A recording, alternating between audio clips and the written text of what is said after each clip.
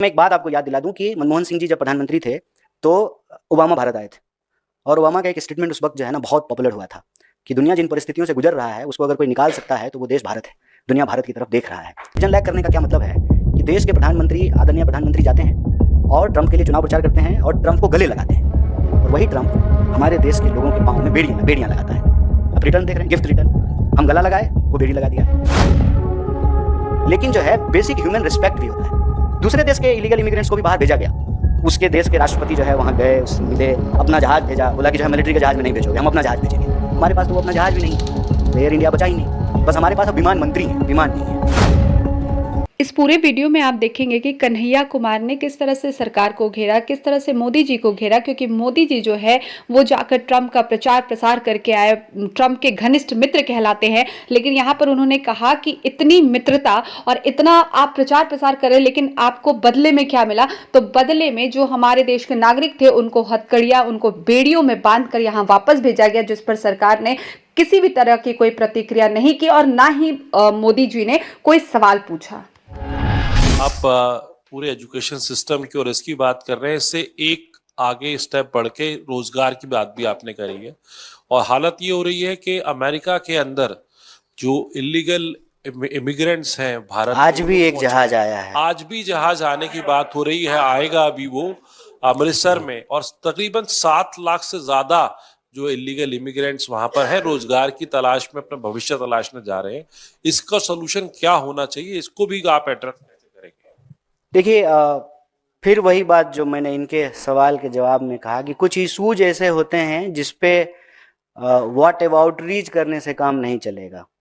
मतलब तुम तुम्हारा, हम हमारा, तू मैं से बात बनती नहीं है। लेकिन मैं एक बात आपको याद दिला दूं कि मनमोहन सिंह जी जब प्रधानमंत्री थे तो ओबामा भारत आए थे और ओबामा का एक स्टेटमेंट उस वक्त जो है ना बहुत पॉपुलर हुआ था कि दुनिया जिन परिस्थितियों से गुजर रहा है उसको अगर कोई निकाल सकता है तो वो देश भारत है। दुनिया भारत की तरफ देख रहा है। प्रोडक्शन सिस्टम में जो चेंजेज आ रहे थे, जिस तरह से जो है वो डिसइंटीग्रेट हो रहा था, इलेक्ट्रॉनिक रेवोल्यूशन हो गया, कंप्यूटर, मोबाइल, एआई का ज़माना है, आज हर कोई एआई की बात कर रहा है।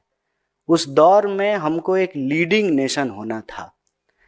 लेकिन जब आप विजन लैग करते हैं तो उसका ये परिणाम होता है। विजन लैग करने का क्या मतलब है कि देश के प्रधानमंत्री, आदरणीय प्रधानमंत्री जाते हैं और ट्रंप के लिए चुनाव प्रचार करते हैं और ट्रंप को गले लगाते हैं और वही ट्रंप हमारे देश के लोगों के पाँव में बेड़ियां लगाता है।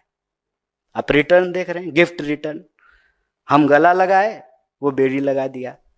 हम ये नहीं कह रहे हैं कि इलीगल लोगों के ऊपर कार्रवाई किसी देश को करने का अधिकार नहीं है, लेकिन जो है बेसिक ह्यूमन रिस्पेक्ट भी होता है।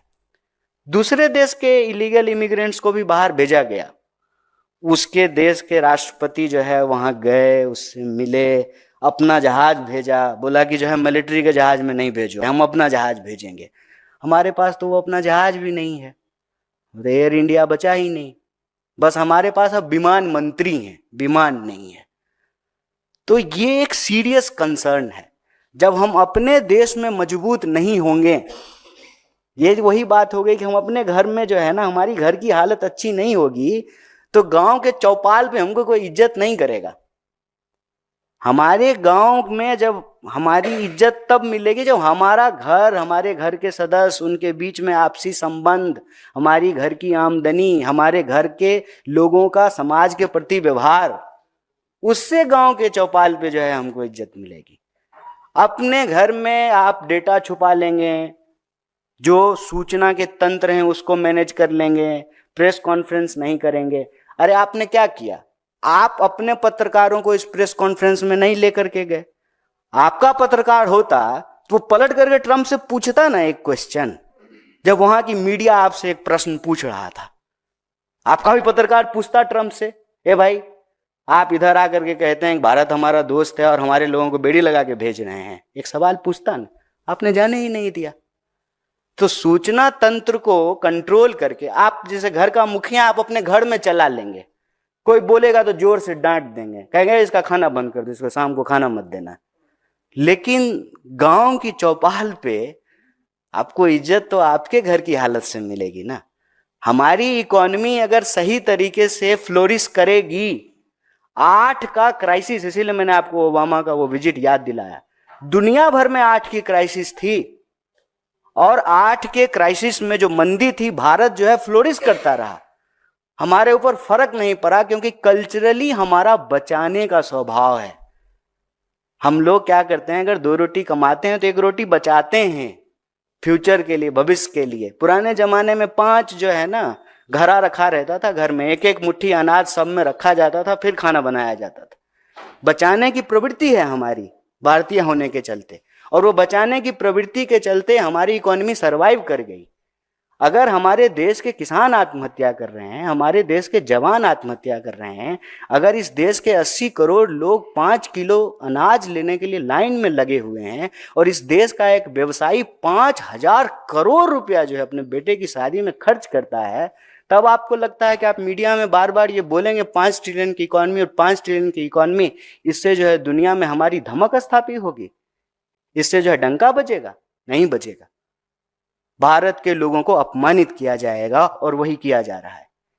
इसी से निकलने का रास्ता है कि हम अपने देश के एजुकेशन सिस्टम को बेटर करें, हम अपने देश के नौजवान जो हमारी सबसे बड़ी शक्ति है उसका सकारात्मक और रचनात्मक तरीके से इस्तेमाल करें, इस देश के जो प्रोडक्शन सिस्टम है उसको हम मजबूत करें, जो वर्ल्ड इकोनॉमी में, वर्ल्ड कंपटीशन में जाकर के कहीं स्टैंड करें।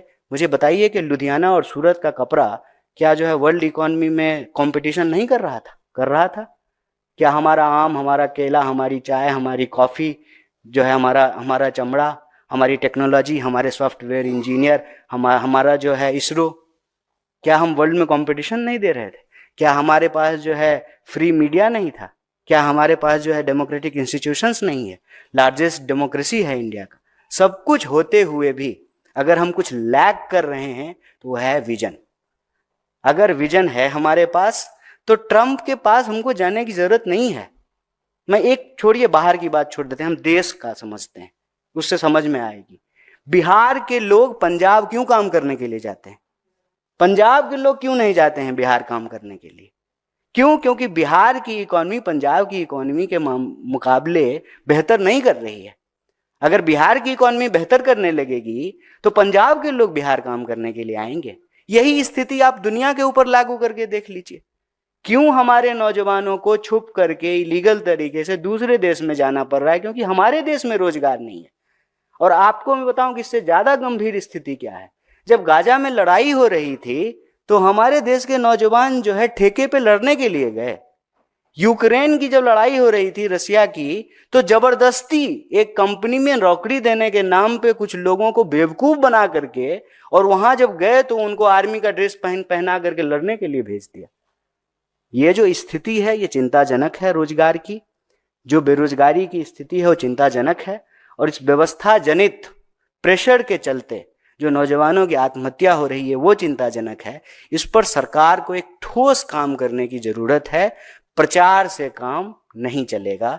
जो वास्तविकता है, वास्तविकता की धरातल पे खड़ा होकर के एक विजन के साथ जो है देश निर्माण की प्रक्रिया में आगे बढ़ना होगा। बहुत बहुत धन्यवाद, बहुत शुक्रिया।